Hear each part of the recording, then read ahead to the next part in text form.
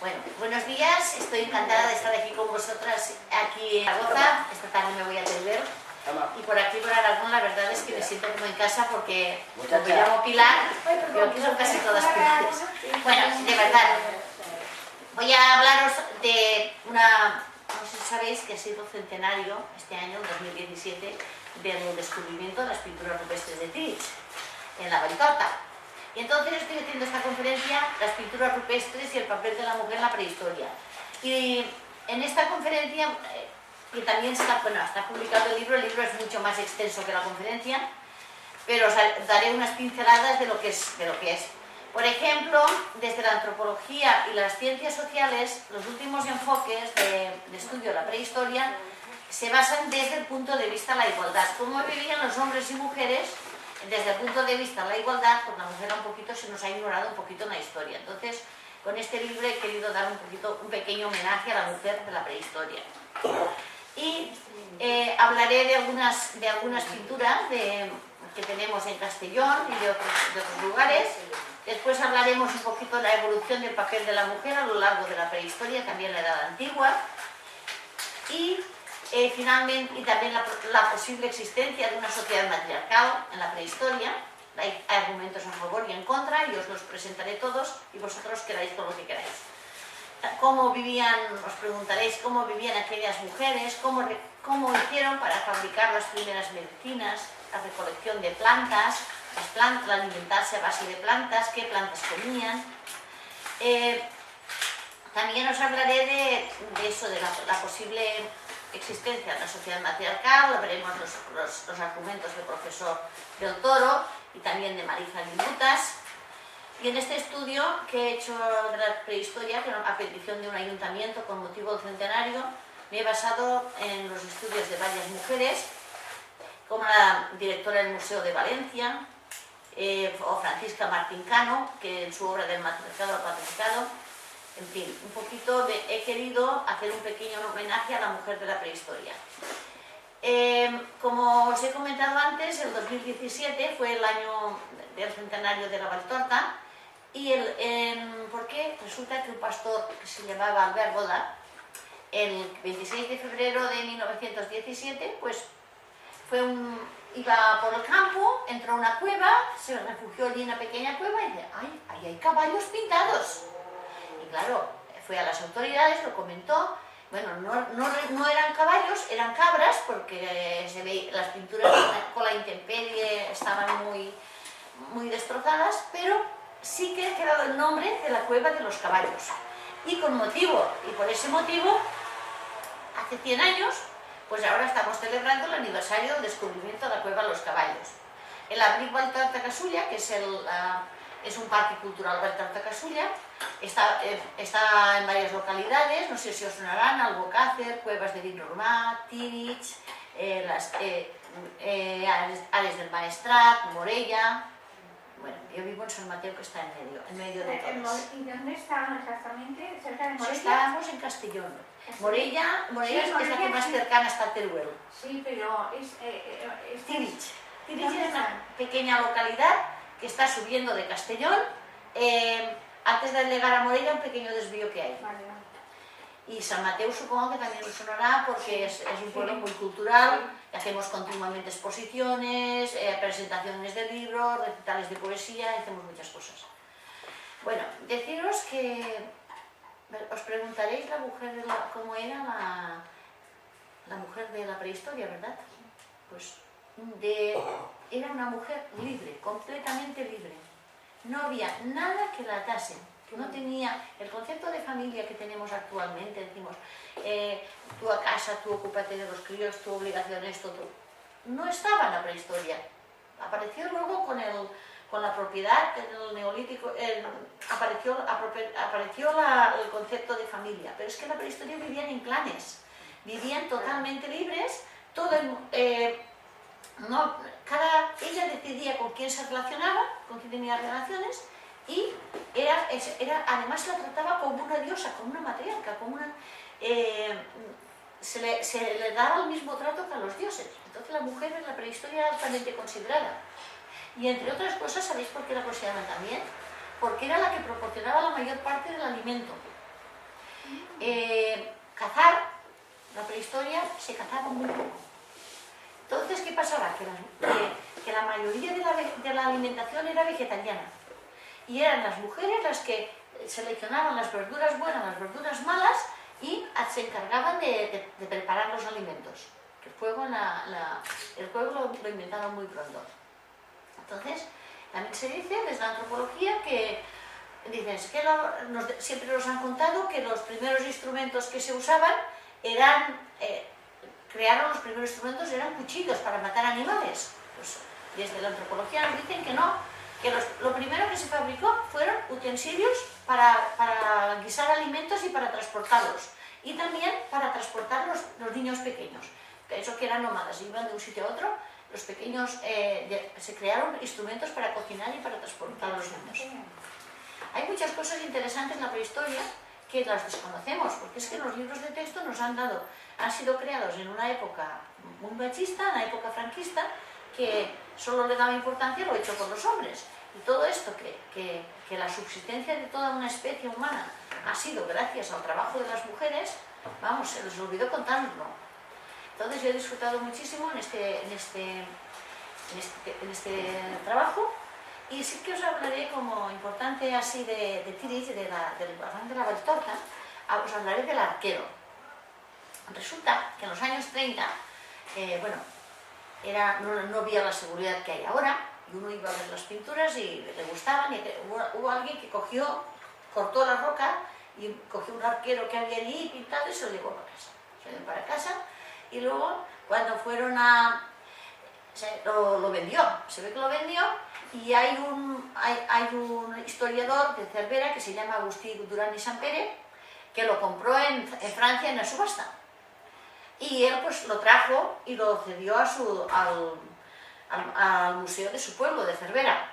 Y entonces los de Cervera fueron tan amables que lo cedieron a Tirich, y actualmente está el arquero forma parte, digamos que es el anagrama del centenario, el símbolo del centenario. Y todo el mundo este arquero. Ya que no hemos podido tener audiovisuales, este arquero. Es un arquero que hasta le he dedicado un poema y todo. ¿Quién tiene arqueros? Yo. Venga. ¿De dónde venías, arquero? Tal vez de un día de caza o de una terrible guerra trivial de la que saliste ileso. En los años 30 fuiste robado de la cueva de los caballos. Agustín Duran y Samper te compró y el parque por fin te recuperó. Por ello he sido elegido anagrama para el centenario y tu gente siente orgullo de lucir a su arquero. Sí, arquero, por fin estás donde tienes que estar. Gracias a la buena voluntad te hemos podido recuperar. Pilar Reyes. Aquí participamos todos. Bueno, pues si os parece, os he dado unas pinceladas, pero voy a hablar un poquito del Paleolítico.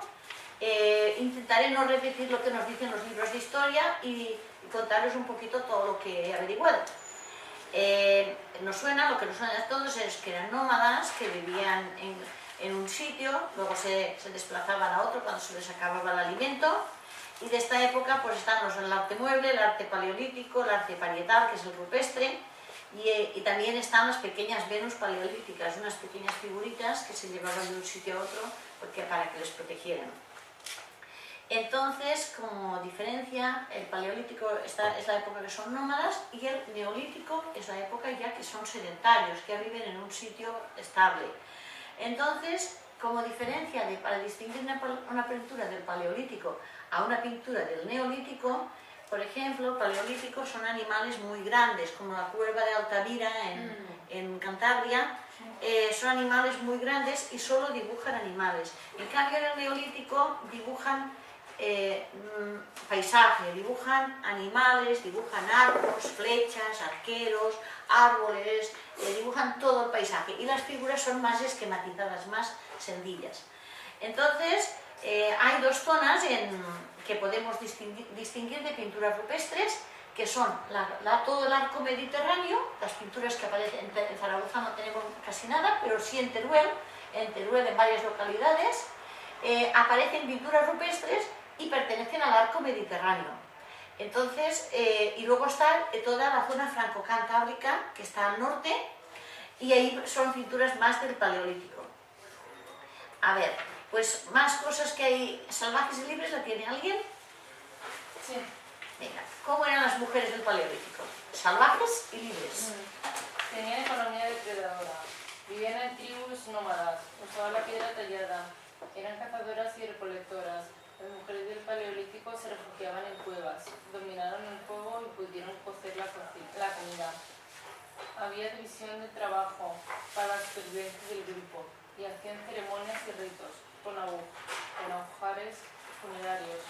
Las Venus paleolíticas, sus pequeñas estatuillas, símbolo de la fertilidad, bendición de la madre tierra. Ellas, salvajes y libres, desaparecieron ya, buscando otro paraje.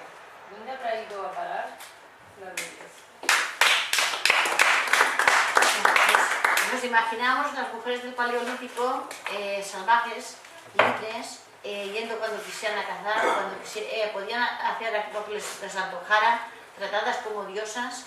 Y estas son las pequeñas Venus paleolíticas. Son mujeres que no tienen cara, que no le han puesto cara, pero sí que les han exagerado los pechos y las caderas, las partes relacionadas con la fecundidad. Entonces es lo que llaman el arte mobiliar. Son pequeñas, nosotros nos ponemos nuestras medallitas, nuestras piedras, porque sentimos que nos dan energía o que nos protegen. Pues ellos se llevaban sus figuritas hechas de barro o hechas de marfil, depende de la época, pero ya desde el Paleolítico aparecen las pequeñas figuritas. Siempre casi son mujeres o son de muy pequeño tamaño para que les protegieran. Entonces nosotros también queremos una de esas figuras. ¿Quién tiene una de esas figuras? La Venus de Willendorf es esta, que es la más conocida.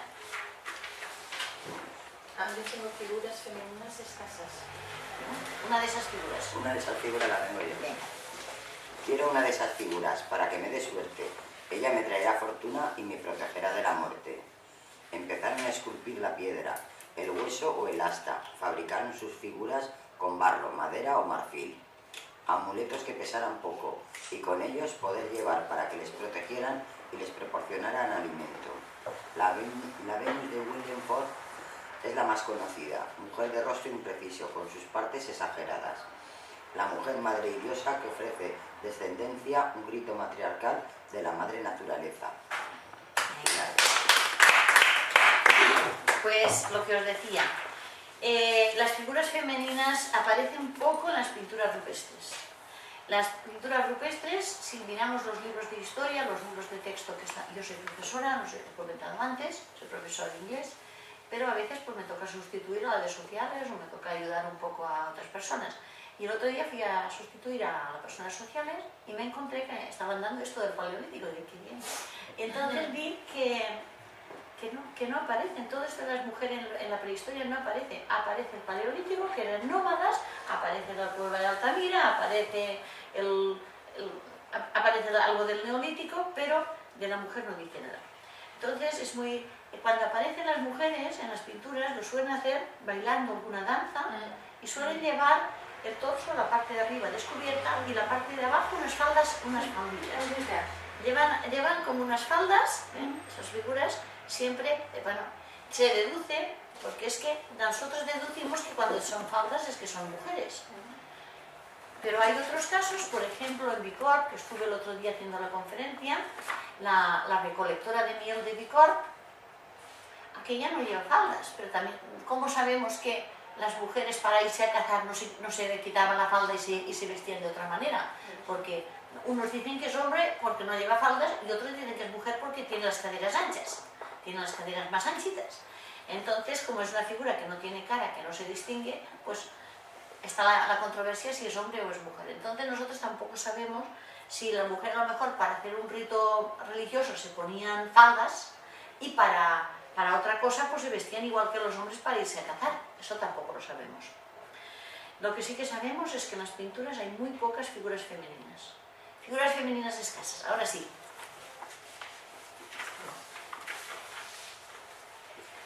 Los mesolíticos pintaban ciervos, cabras o jabalís, con flechas clavadas en cuello, espaldas o vientre. Llenaron sus cuevas de imágenes, con escenas de la vida cotidiana. Eran figuras humanas esquematizadas, que guerreaban o cazaban animales. Figuras femeninas escasas, se dedicaban a rituales, con enormes faldas largas, peinados, plumas y laureles. Su estructura social era el clan. Los niños eran criados por la comunidad. Muchos ojos los vigilaban y las mujeres tenían más libertad. Llegaría la agricultura y el patriarcado, la propiedad privada y los enseres, la transmisión del patrimonio y perderían la libertad de las mujeres. Pues también os voy a contar algo que seguro que no os lo había contado antes. ¿Sabéis quiénes pintaron la mayoría de las pinturas rupestres de la prehistoria? Las mujeres. No. Según los últimos estudios que han analizado las huellas, los últimos estudios científicos, eran las mujeres las que pintaban las. Entonces tenemos en la cueva del Castillo de Cantabria, por ejemplo, o algunas cuevas de Francia, también hay huellas de mujer, se han analizado y según los estudios de Tim Snow, es un arqueólogo desde la antropología arqueológica de Estados Unidos, él estuvo investigando, sacando el negativo de las huellas y usó un programa para determinar el sexo del titular de las huellas. Se analizaron 32 huellas y de las 32, 24 eran huellas de mujer.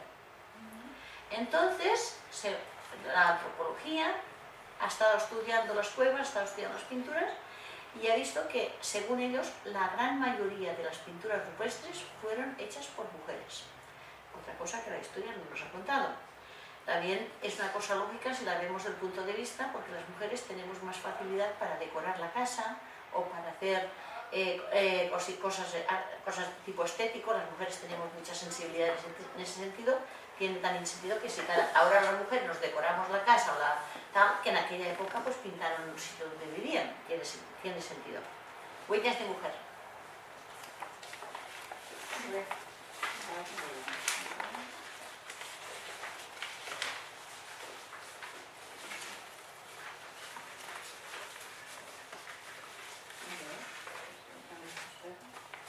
Acepto yo.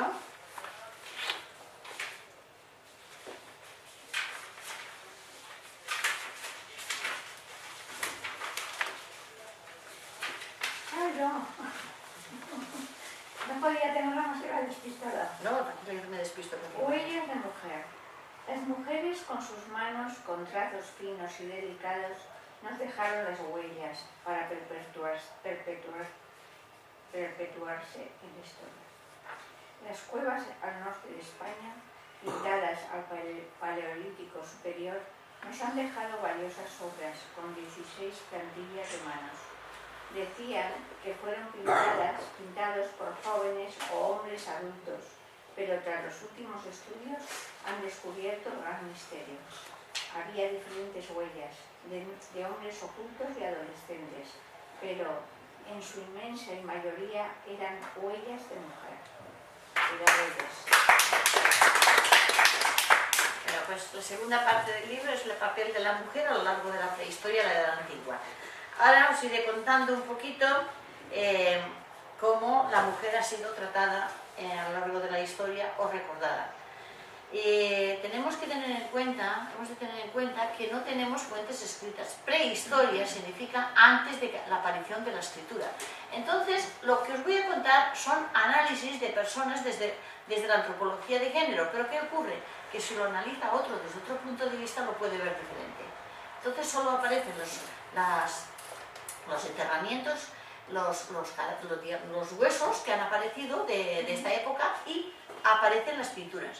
Y con ello han sacado estas teorías, pero quiero decir que no hay fuentes escritas y no se sabe si eso son meras suposiciones o es realmente así.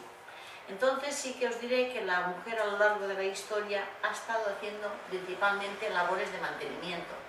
Pero como os he dicho, en la época prehistórica, que se cazaba a lo mejor una vez a la semana y el resto del día, los días había que alimentarse, el papel de la mujer, esas labores de mantenimiento significa comer o no comer, vivir, que siga viviendo ese grupo o no siga viviendo. Se tenía una alta consideración porque eran muy importantes esas labores de mantenimiento. Ellas, con su inteligencia y con su capacidad de organización, está claro que en la prehistoria no había un reparto de roles. Cada cual empezaron a hacer cada cual lo que mejor se le daba. Pues uno tenía más fuerza, pues lo mejor intentaba cazar el animal más grande. Las mujeres, si no tenían menos fuerza, pues cazaban animales pequeños o hacían caza menor o pescaban y se encargaban de las plantas.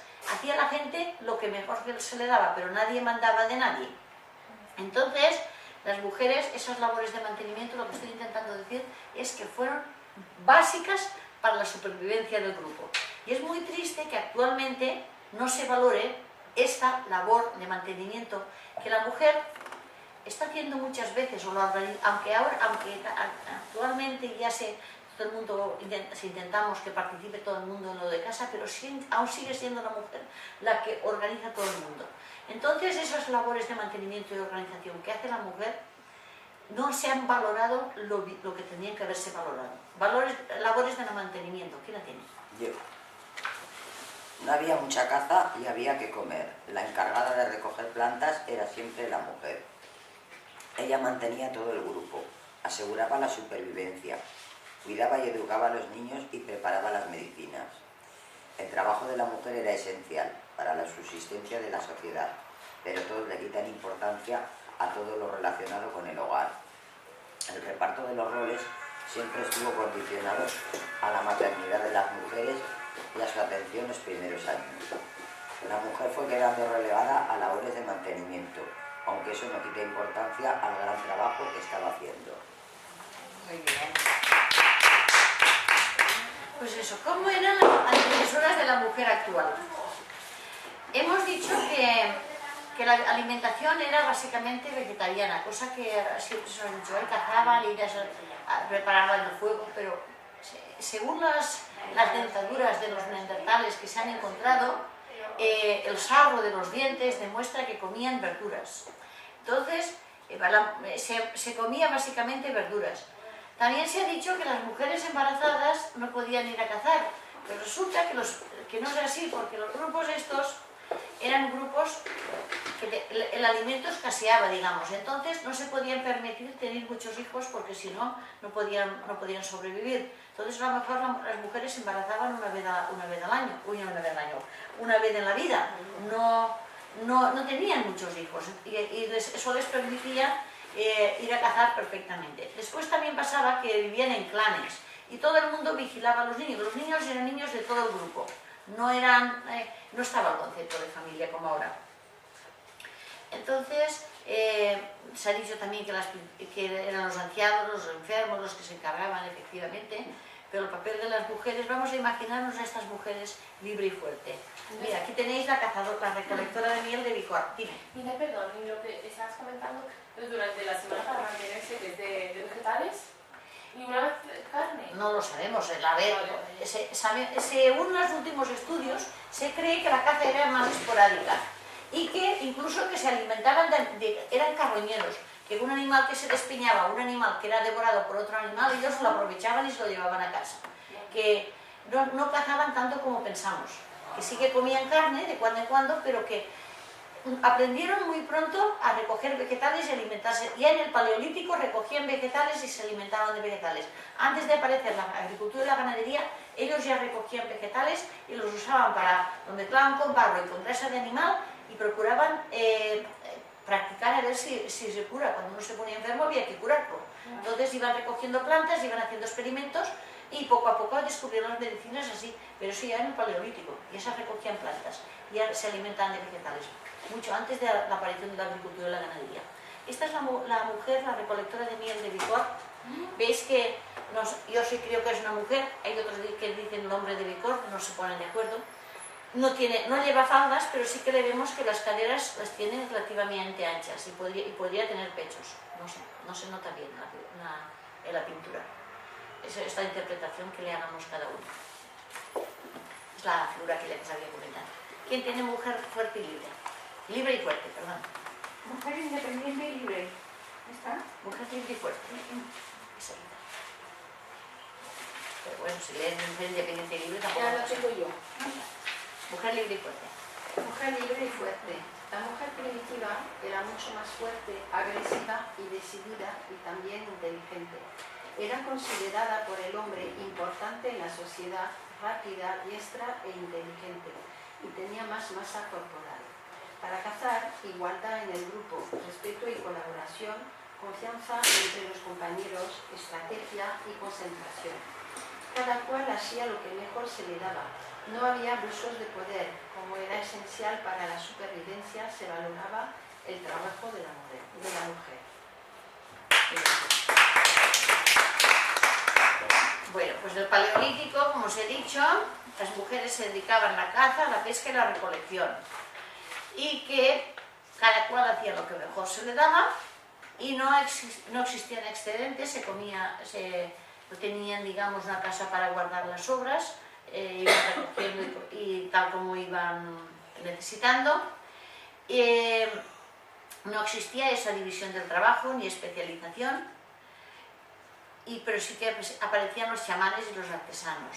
Se creía que la mujer era la diosa, en aquel momento aún no habían descubierto que el hombre participaba en la procreación, entonces la mujer era como un regalo de los dioses que les bendecía con un hijo. Entonces se habla de un matriarcado en la prehistoria, luego os hablaré de él, y tenían esas pequeñas figuritas que llevaban con ellos para protegerse. También vivían en tribus. Y hermosa madre tierra, ¿quién la tiene? Yo. Mujer bella, hermosa madre tierra, que cazaba y recogía alimentos. Mujer joven, madre anciana, que tenía el misterio del nacimiento. Maestra y nodriza, que cuidaba de sus retoños. Curandera y sacerdotisa, en tiempo de matriarcado. Construían Venus de barro, de la fecundidad a reinas, con órganos muy desarrollados y casi siempre embarazadas. Mujeres anónimas, sin rostro, sin cara, manos ni pies. Tal vez fuera un presentimiento de lo que nos vendría después. Es verdad, porque no les tenían que poner cara, con lo guapas que son las mujeres, no tenían que ponerles cara. El Neolítico, estamos ya en la época que empiezan a la gente a agruparse, a hacerse construirse su casa, sus animales, domesticar animales y dominar la agricultura. Entonces, de esta época es muy importante la labor de la mujer en esta época porque fue ella la primera que trabajó con plantas, la que experimentó para crear medicinas y también la que empezó a practicar la agricultura. El papel de la invención de la agricultura, la mujer es fundamental porque fue ella desde el principio la que se encargó del tema de las plantas. Son actividades imprescindibles, como he dicho, y en esta época también en el Paleolítico ya se empezaron a enterrar los muertos por cuestión de higiene, para evitar enfermedades, y ahora ya creaban unas tumbas preciosas y los enterraban en las necrópolis. Al final del Neolítico aparecen también los metales y los monumentos megalíticos, esas piedras enormes que tienen cada una forma. Mujer inventora. Mujer inventora de hechos culturales en la evolución de la humanidad. Domesticó plantas y animales y contribuyó al cambio social. Admiraban a la Madre Diosa, protectora de cosechas y ganados. Con grandes bloques de piedras construyeron monumentos megalíticos. Los difuntos se enterraban metidos en urnas de cerámica, rodeados de alimentos y joyas, y en las necrópolis reposaban. Aparecieron las clases sociales, la organización y el Estado. Ella realizó las actividades imprescindibles, pero se pasó a estar a un segundo plano. Y ahora vamos a salir de la prehistoria y vamos a entrar ya a la Edad Antigua. Las mujeres en Mesopotamia, la Edad Antigua, ahí ya aparece la escritura. Bueno, tenían un alto estatus las mujeres en Mesopotamia. Tenían el mismo estatus que los dioses. Podían tener todo tipo de profesiones. La profesión sabían, por supuesto, leer y escribir y podían tener también autoridad administrativa. Actuaban como escribas en los palacios de los reyes, eran adoradas en las ciudades de Estado, eran tratadas con una alta consideración. Y os diré que también que en la época de Mesopotamia hay una ley escrita ya que se llama el Código Hammurabi, que en el segundo milenio antes de Cristo, que es la más antigua recopilación de leyes en la que se reconocen todos los derechos y todo lo que la mujer podía hacer. Ahí se reconoce a la mujer como una igual al hombre. Por desgracia, después, a partir del siglo III de nuestra era, eso se irá perdiendo y esos derechos pues, desaparecerán. Pero en las primeras sociedades, por eso se cree que esas sociedades eran matriarcales, porque tenían las mujeres una alta consideración. A ver, ¿quién me lee Mujer y Diosa? Yo. Mujeres escribas e intelectuales que sabían escribir y leer, sacerdotisas con cargos importantes, que una profesión llegaron a tener. Estaban equiparadas a los dioses, se agrupaban en forma de tríada.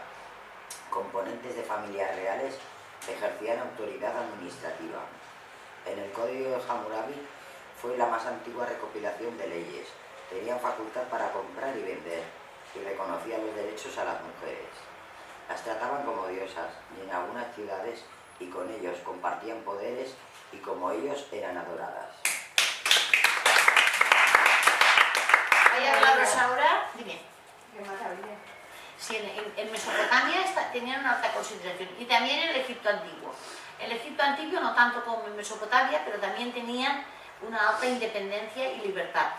No eran rivales del hombre, que eso es muy importante, porque actualmente parece que cuando una mujer intenta destacar, enseguida parece que quiere ser rival. No eran rivales de nadie. Ellas tenían totalmente la libertad de dedicarse al trabajo que quisieran. Podían ser a los dineros trabajos que podían hacer, empresarias, propietarias rurales, comadronas, nodrizas, masajistas, peluqueras, cualquier funcionarias de todos los rangos. Sin embargo, no les dejaban ni el ejército, ni tallar piedra, ni limpiar limo del río, ni la albañilería. Bueno, actualmente, a diferencia de Egipto, sí que podemos hacer las mujeres todos los trabajos, que los religiosos no vedan hacer ningún trabajo. El ejército, podemos estar en el ejército, podemos trabajar en albañilería si queremos, otra cosa es que decidamos no hacerlo por cuestión de fuerza o lo que sea. En cuanto al matrimonio, en Egipto se las casaba a los 12, de 12 a 14 años, pero era la mujer la que decidía si quería casarse o no, no como en épocas posteriores que las casaban y ya está. He de deciros que eso duró poco, que al final del siglo III de nuestra era perdieron sus libertades y que en el Egipto antiguo muy bien, pero a partir de medio y nuevo ya las cosas cambiaron. Mujer independiente y libre.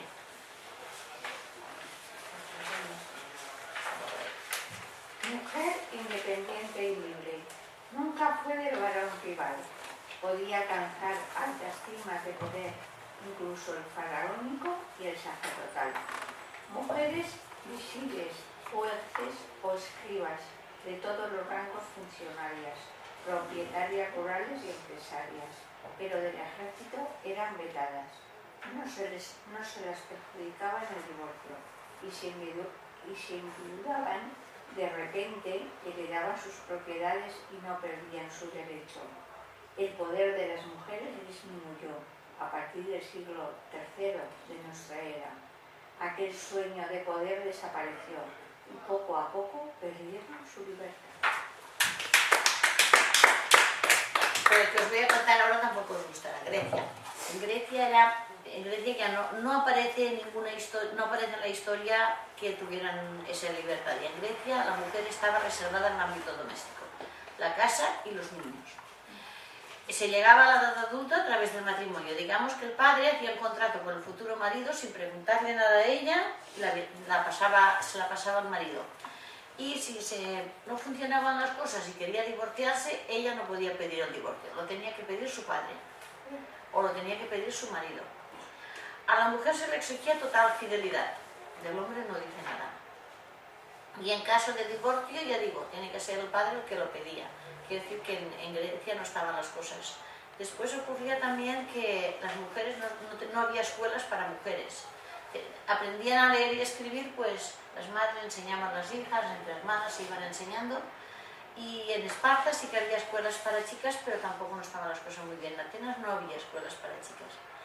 Y bueno, las mujeres del campo, las mujeres que trabajaban en el campo, trabajaban en sus tierras y vendían los excedentes de lo que sobraba, lo que les sobraba del consumo de casa, lo vendían.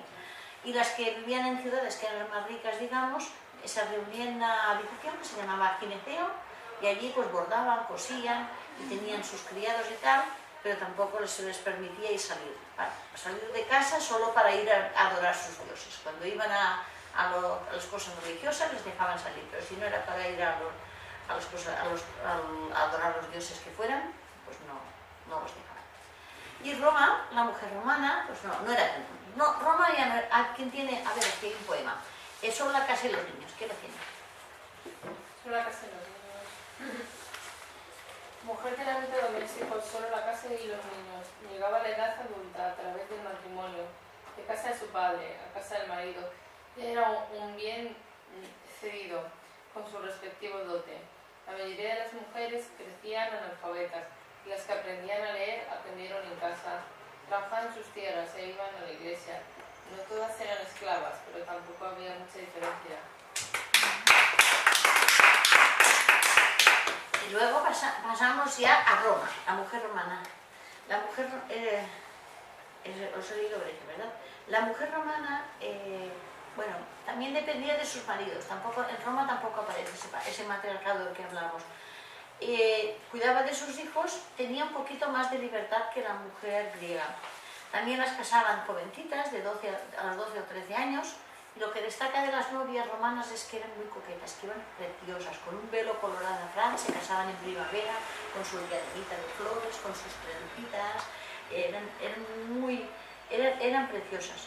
Entonces también las mujeres de Roma también iban a los baños, a las termas, y se arreglaban muchísimo, se ponían aceites, se ponían perfumes, y sus peinados son fabulosos.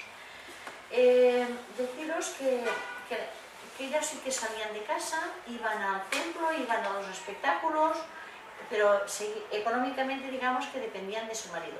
Y lo más que me ha chocado a mí es que en caso de divorcio, ahora os contaré, resulta que si se divorciaban, ellas perdían la custodia de sus hijos. Y claro, eso no les hacía ninguna gracia. Los maridos tenían que devolver la dote al padre, y tampoco querían deshacerse del dinero. Entonces, ¿qué pasaba? Adulterio. Así no hacía falta separarse, y adulterio. El adulterio estaba prohibido por la ley, pero había muchísimo en la época romana. La mujer romana, dime. Yo estoy con Pilar, ¿no? Pilar. Pues cómo va, ¿no?, en la evolución de la historia. Digo, me aterra un poco, ¿no? O sea, vamos, la época de las cinturas, un poco más independientes, hacemos, y respiramos y digo yo, vamos pero en declive, ¿no? Según lo que son las... Según quién ha gobernado, porque es que es así, claro, políticamente, claro, y no voy a hablar de nadie, ha habido más libertad o menos. Por ejemplo, estamos hablando de la dictadura.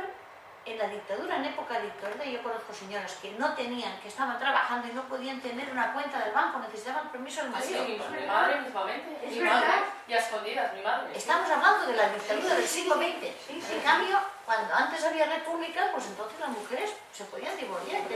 Estaba en la época que las mujeres... 70, por eso en los años 70, que la mujer tiene derecho a tener... Con la creo que en Francia 60 y algo, sí. Y 70 y pico... Sí, en 75. Pero, En 78 tenemos la Constitución. En el 90 y tantos, tú ya le rebajas a una libreta de banco y no pude dar porque tenía que ir también mi marido.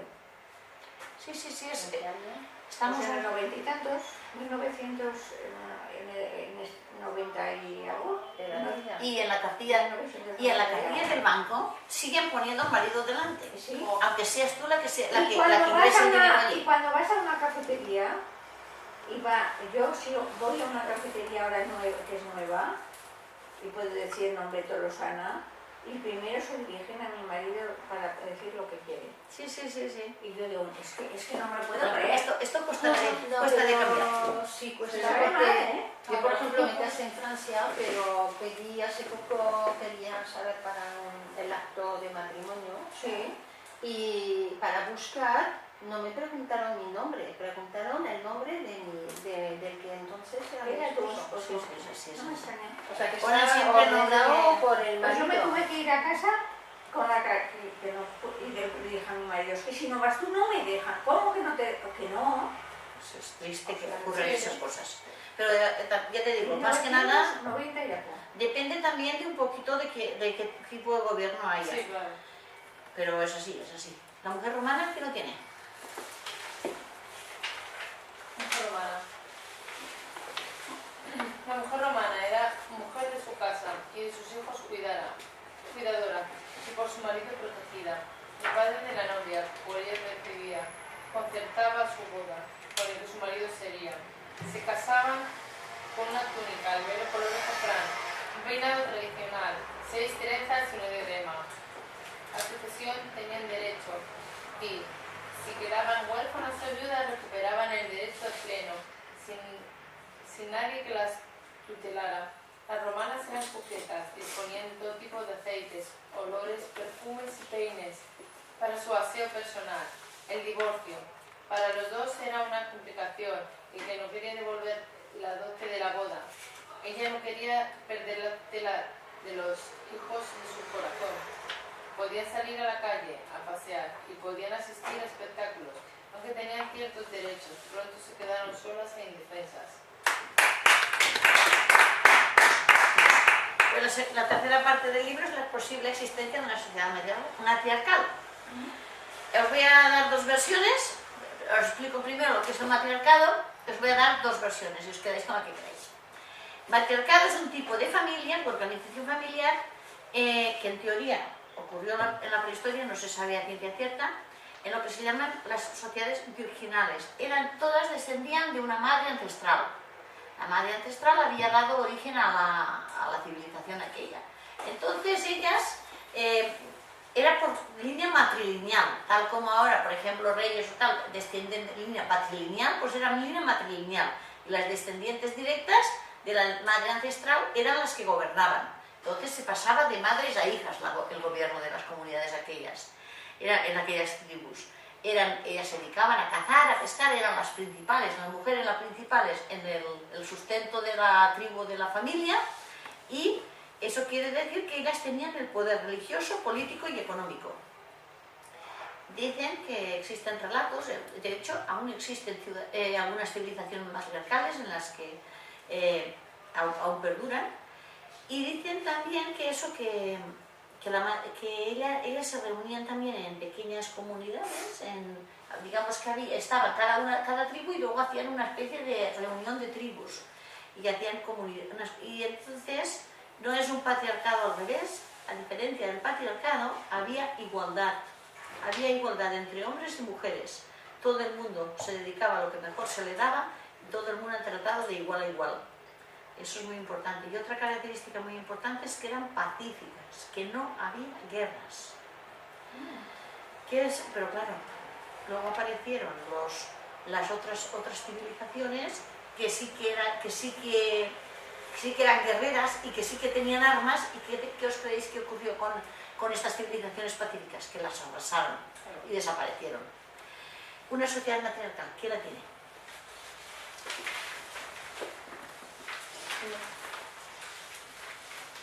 Ella ejercía el poder económico, ejercía la escultura social, el poder político religioso, se ocupaba del sustento familiar.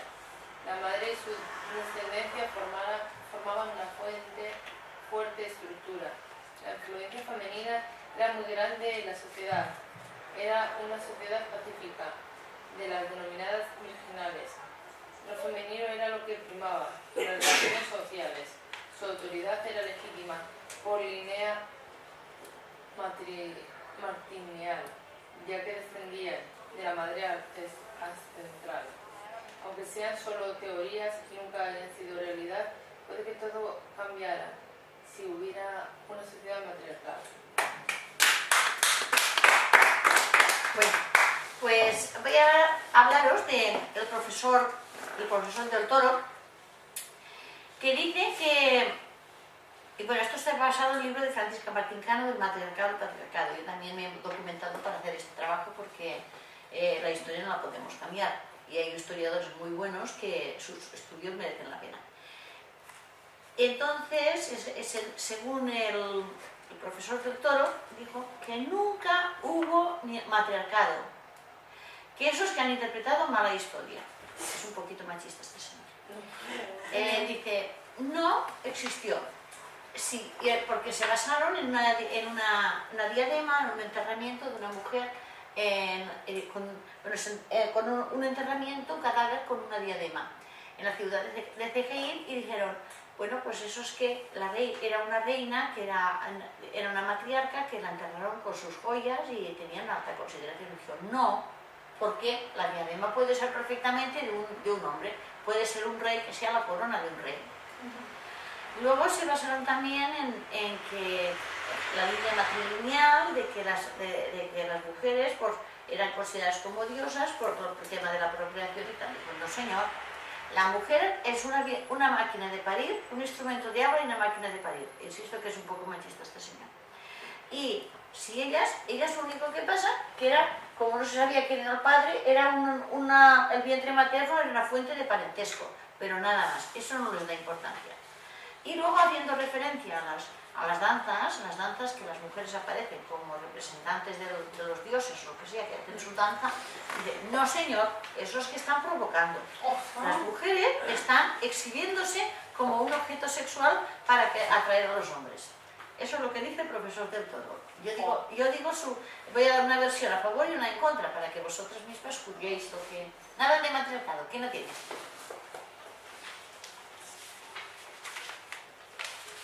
Matriarcado. Venga, la del profesor del Toro. Nada matriarcado, dice otra opinión. Las mujeres al cuidado de los hijos y la procreación.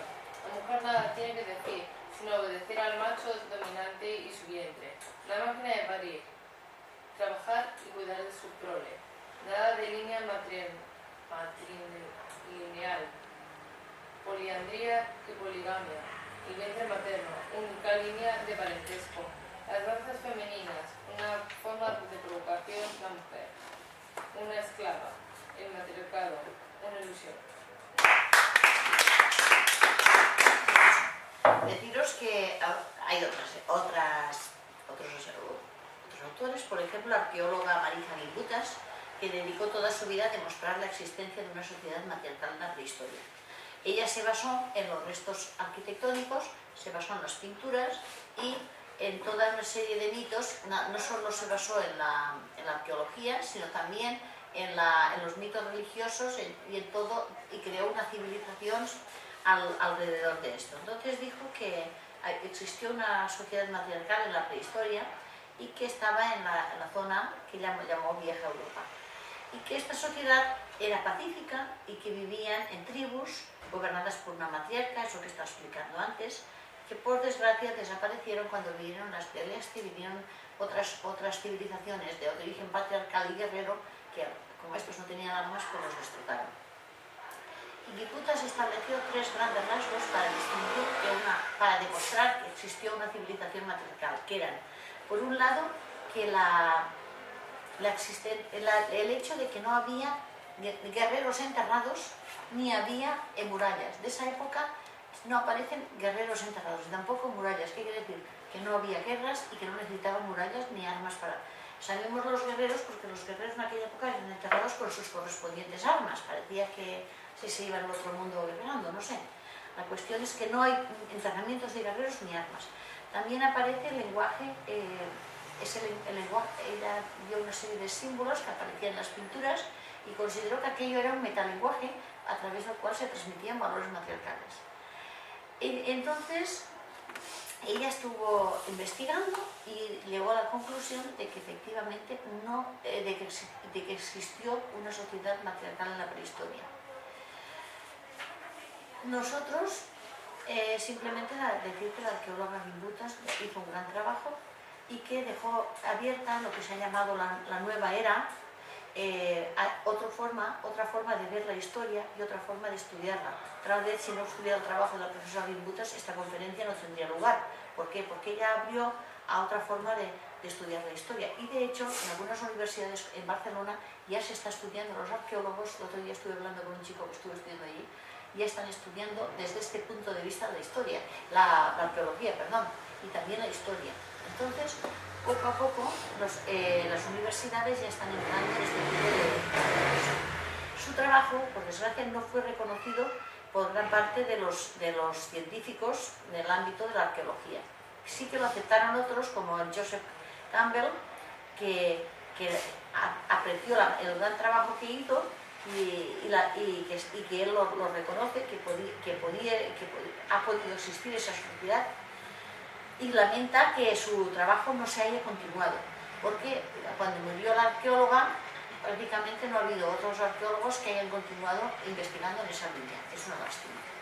El matriarcado, ¿qué la tienes?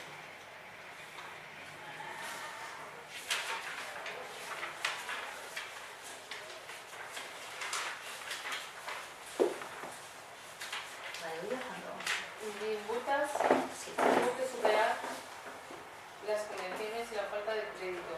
Tras una investigación multidisciplinar, demostró la existencia del matriarcado. Ella, la arqueóloga, incorporaría la mitología y las religiones comparadas junto a las fuentes históricas a lo que llamó arqueometología. Dice que las matriarcas existieron, daban de comer a sus hijos, controlaban la receta de alimentos y cuidaban de la salud del grupo. Madre, diosa y mujer encargada de cazar, guisar y curar. Tenían mucho que hacer. Las mujeres prehistóricas recogían alimentos y plantas, criaban sus medicinas y blindaron su arte en cuevas. La diosa naturaleza hacía que procreara. Ellas a su prole criaban y si podían cazaban. Fueron sociedades pacíficas con valores matriarcales. Usaban una metalenguaje y forman parte de una nueva historia, de nuestra historia. Bueno, como os he dicho antes, recogían plantas. ¿Qué plantas recogían? Pues según los esqueletos que se han encontrado, sarro de los dientes, tenemos que en Sidro, en Asturias, por ejemplo, se han analizado y se dice que consumían camomila y aquilea. La camomila, por ejemplo, alivia las afecciones de los órganos del aparato digestivo y también los dolores estomacales. Ellos supongo que comían muchas plantas, pero para la hora de curarse, pues ya descubrieron, pues yo me encuentro mal, me ha sentado bien esta medicina, pues la próxima vez que te encuentres así, pues usan la misma planta. Y la aquilea sirve para curar las heridas y parar las hemorragias. Si se herían o cazando o haciendo algún trabajo se hacían daño, pues usaban aquilea. Y entonces la arqueóloga Linton dice que la relación entre madre, hijos e hijas era la célula social, lo que constituía la comunidad. Y que la recolección de plantas es la base de alimentación de los primates. La alimentación vegetariana tuvo que preceder a la caza. Digamos que primero se alimentaban de vegetales y poco a poco se fueron cogiendo artimañas para cazar. Se comía poca, Lichardos dice que no eran tan dependientes de la carne como se cree, y en las cuevas paleolíticas también se ha encontrado la cola de caballo, que es otra planta que sirve para estimular la producción de orina y remineralizar los huesos, forzar las hemorragias. Se han encontrado evidencias en unos equipos internacionales de investigaciones de que se han encontrado que en las cuevas los antepasados prehistóricos conocían las cualidades nutricionales de las medicinas y las plantas mucho antes de inventar la agricultura. Entonces ellos, aunque iban de un sitio para otro, ya conocían qué planta tenían que coger o si se les acababan. Lo que me comentó el otro día el alcalde que estábamos comiendo, es que las plantas no duran todo el año. Hay plantas que se cultivan en una época y otras en otra. Entonces cuando se les acababan los alimentos de un sitio, pues se iban a otro. La caza escaseaba.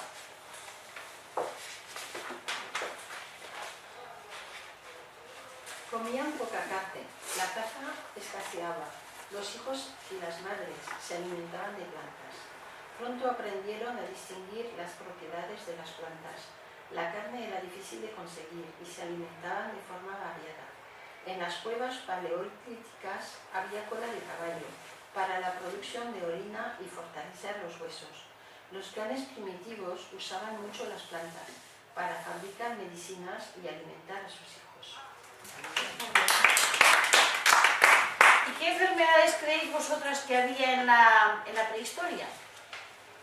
Pues existían dos tipos de enfermedades principalmente. Estaban las enfermedades que se creaban, como creaba el propio cuerpo, como podía ser un constipado, podía ser que se mojaban y que poquito a poco esas enfermedades, pues el cuerpo se fue creando inmunidad, en unas plantitas que se dio un poquito de calor y fue creando inmunidad ante ellas. Pero luego existían las infecciones accidentales. ¿Qué pasaba cuando toda una tribu comía de un animal que se habían encontrado muerto? Pues que aquello podía estar infectado y aquello no estaba el cuerpo preparado para aquello. Entonces no tenía inmunidad y se podía morir toda la tribu perfectamente. Entonces esas infecciones accidentales pudieron acabar con tribus enteras. ¿Quién tiene infecciones accidentales?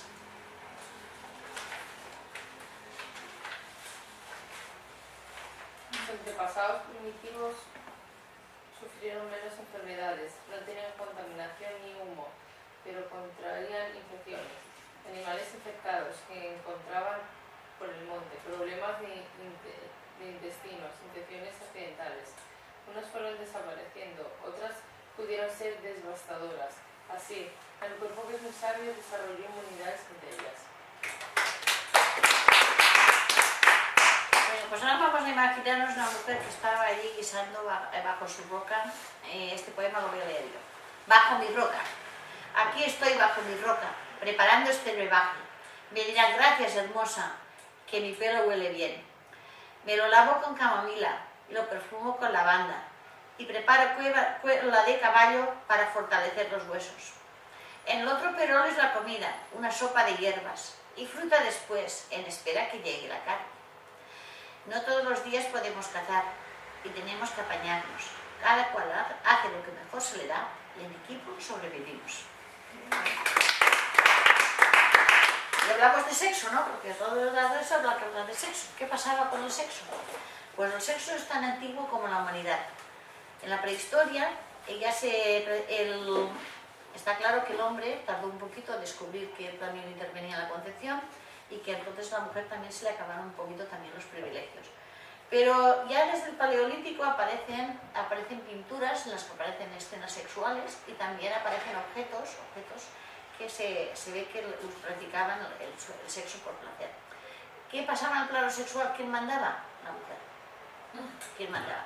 La mujer podía elegir con quién quería estar y le iniciaba las relaciones y elegía su antojo. No aquello de que esa imagen que nos dan ahí en la prehistoria, el hombre con un garrote y nada. El garrote lo usaba para cazar, pero la mujer la trataba como una diosa. Era ella quien elegía en todo momento y quien iniciaba las relaciones sexuales. Y, como he dicho, ella se practicaba el sexo por placer. ¿Quién tenía que elegir a su antojo? Elegir a su antojo. Las mujeres vivían en planes, ayuda mutua y cooperación. No se tenía pareja estable, pero sí respeto y admiración. El día que los hombres descubrieron que en la concepción intervenían y que aquello no era un milagro, los privilegios se acabarían. Las mujeres tenían libertad para elegir hombre a su antojo. Todos los adultos vigilaban y se ocupaban de los pequeños. Bien. ¿Y qué pasa con el lenguaje? Porque claro, hay muchas historias. Hay quien dice que el lenguaje apareció porque había que comunicarse. Tradicionalmente había que decir, pues ya la caza está por allá y hay que cazar este animal cogiendo esto o lo otro. Pero ahora se ha dicho que no, que el lenguaje apareció pues para comunicarse dónde estaban las plantas o cómo había que guisarlas o cómo había que fabricar una medicina. Entonces, suponiendo que la recolección de plantas y el cocinarlas fue antes que la caza, el lenguaje se utilizó para ello. ¿Pero qué ocurrió?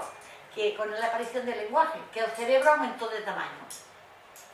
El cerebro prácticamente se duplicó de tamaño y ¿qué ocurría al tener los niños nacer los niños con la cabeza más grande?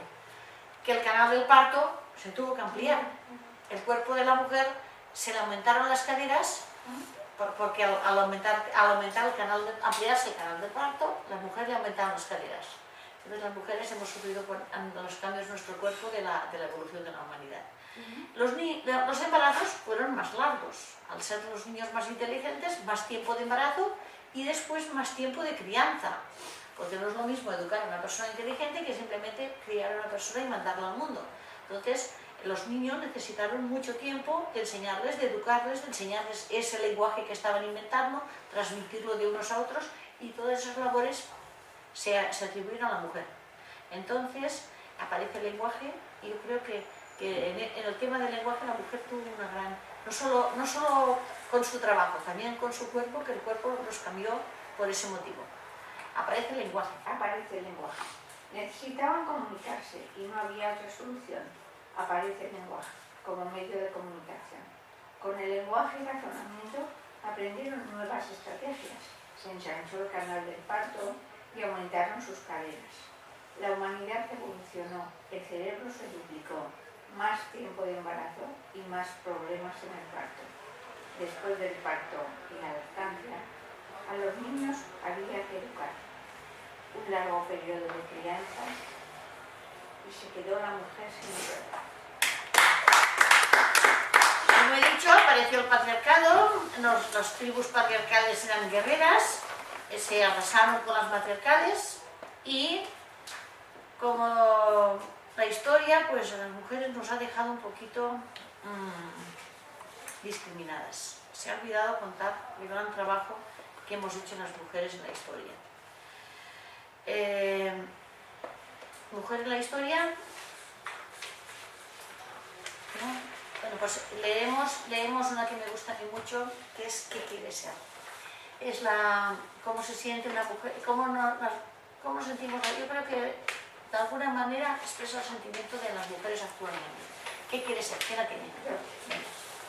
¿Qué quiere ser? Mi novia es un ramo de flores, su sonrisa un canto de pájaro y su cara un día de cielo azul. Mi esposa no para en todo el día, la casa, los niños, las tareas, los abuelos. ¿Y cuándo me tocará a mí? ¿Me podría hacer caso? Mi madre es la mejor del mundo, me abraza y me mima, me deja todo preparado y me hace estudiar. No sé sin ella qué sería de mí. Mi abuela me da de todo, siempre tiene galletas y sabe lo que me gusta, porque ella siempre tiene un tiempo para escuchar. ¿Y tú, qué eras, mujer? ¿Cuándo te tocará? ¿Quieres ser una novia perfecta? ¿Una esposa abnegada? ¿Una madre ejemplar? ¿Una anciana de las que no hay? Dime, mujer, ¿qué quieres ser? ¿El ramo de rosas, el ramo de flores del novio? ¿Una hormiguita para el marido?